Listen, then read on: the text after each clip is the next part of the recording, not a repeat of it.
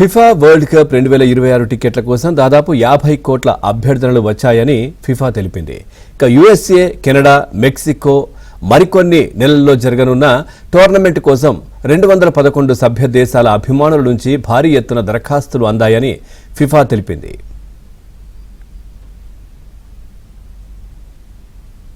టికెట్లను కేటాయించే లాటరీలో నమోదు చేయడానికి దరఖాస్తులు సమర్పించేందుకు ఆఖరి గడువు మంగళవారంతోనే ముగిసింది. టికెట్ల కేటాయింపు గురించి ఫిబ్రవరి 5 కంటే ముందే దరఖాస్తు చేసుకున్న వారికి సమాచారం అందుతుందని ఫిఫా ఈ సందర్భంగా పేర్కొంది. టోర్నమెంట్ ఆతిథ్య దేశాలు కాకుండా Germany, England, Brazil, Spain, Portugal, Argentina, కొలంబియాలోని అభిమానుల నుంచి టికెట్ల కోసం డిమాండ్ ఉందని వివరించింది.